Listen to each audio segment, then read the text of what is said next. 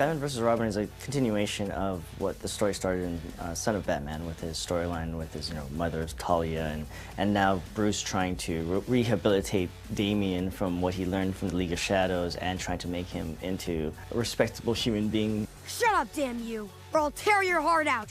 Do you hear me? I'll tear it out! At the end of Son of Batman, Damian's at a point where he wants to be Robin, but he doesn't know what goes into that. He doesn't know all the rules and all of the ways Batman has very strict guidelines about how his partners are supposed to be. When we meet up with him in Batman vs. Robin, he's rebelling against that already. I can take care of myself! An alternate response might be, thanks, Batman. Bruce Wayne is, in fact, trying to train Robin to defend people who need defending, to help clean up Gotham. But in doing so, Robin can't help but be the kid that he is, the defiant child that he is. Trust has to be earned, Damian. That works both ways. And this is not just any child. This is a very special boy. He's a kid who was raised by assassins, and he's still dealing with those urges. I was raised to be the ultimate soldier, a master assassin. Nothing out there can hurt me. Bruce comes from this idea of no killing, justice before vengeance. Damian was taught almost the opposite. He's finally found his father. He's finally with his father. But his father has ideas that are totally opposed to what he was raised with. He's trying to change himself to suit his father. Because under it all, he wants his father's love. Maybe biological ties aren't enough to make a man a father. There's all these different levels of conflict and trying to find each other, and anger and bitterness, and you're not really my father. A biological accident doesn't make you my father, and it sure as hell doesn't make me your son. In Robin trying to find his own way, he has to fight with his father. We'll definitely live up to the title Batman vs. Robin, because there will be a confrontation between Batman and Robin, and it's a very spectacular fight. Batman versus Robin, they fight.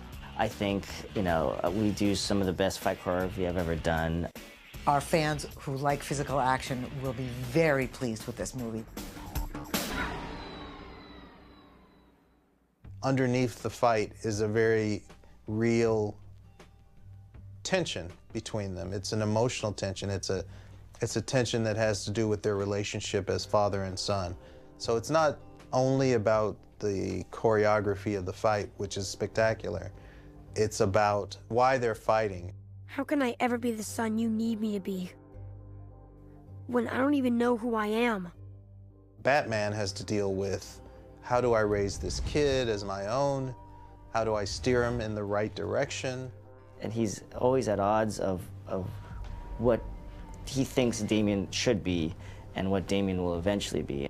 Batman is keeping Damian secret from the world. He does not want the world yet to know that Bruce Wayne has a son. And so in doing so, he keeps Damian kind of captive in Wayne Manor. You've got me under surveillance? And so I think independence looms large in this piece, because Damian is used to having a lot of independence. Ra's al Ghul gave him a large amount of freedom to do what he wanted to do. Now he's got a dad who has a different set of standards. It is an honor to present this boy to the court. When Robin is offered an option for another way of life with another group of people called the Court of Owls, he's tempted. The Court of Owls is a very secretive society of the elite of Gotham. They've been the hidden society that's been running Gotham, enhancing it by creating wealth, or they've been controlling it by letting crime happen. A great destiny awaits you, and I know you will willingly embrace it. Damian has a propensity towards the dark side because of the fact that he came from the League of Shadows. And so the Court of Owls is kind of a natural progression for him. They sense Robin's aggressiveness and need for power, and the tensions within Robin, the fact that he isn't a Robin who follows the rules. and they can see that as a way to use him against Batman. The boy, Bruce Wayne's ward. And then you have a character like Talon. What they did for me, I want to do for you. Talon is basically going to try to pull Robin into the Court of Owls. It's the temptation, it's the devil coming in and saying, no, we'll let you do anything you want. No lines, no limits, no rules. We took our design cues from the original comic series by Greg Capullo and Scott Snyder. And, you know, the story isn't an adaptation of it. We're just using some of the events from the comic to kind of, you know, take cues from for our movie. It's got a very kind of Stanley Kubrick feel when we get into the Court of Owls, and I really wanted to play with the fact that these guys are just creepy, like they're faceless because they're all wearing these owl masks.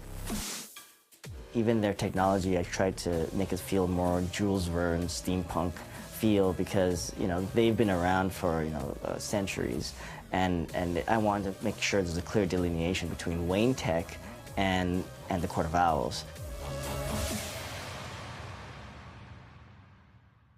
This will be 317, take 4. ABC. Grandmaster says, this is the blood-soaked area. You've killed everybody around you. Grandmaster says, what have you done?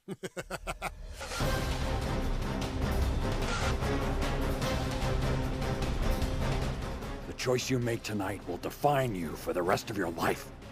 Bruce Wayne's tragic flaws, in this instance, you know, what makes him great as Batman doesn't necessarily make him a great father. And he has to learn that. So what are you gonna do now? Build a dungeon and lock me up in it? The difficult thing with someone like Alfred is to make him human. Sometimes you have to have a little faith, sir. Both Batman and Talon are crime fighters, but Talon thinks Batman just doesn't go far enough. There are no lines I won't cross. Whereas Talon will do anything, there's no limits, he will go anywhere, he will harm anyone in order to accomplish the elimination of criminals. The Grand Master of the Court of Owls. The Grand Master wants to remove Batman from Gotham because he's, even though he's taking care of a lot of the criminals in town, he's interrupting the master plan for the Owls. And they don't like it. There's a very, very scary character at the very beginning of it called the Doll Maker. I thought, wouldn't it be great to give Al Yankovic this bizarre, completely unusual character for him? I am the doll maker. And he came in and he just chewed up the scenery with it. He was so good. Protect me, children, as I've protected you. And Weird Al Yankovic, come on.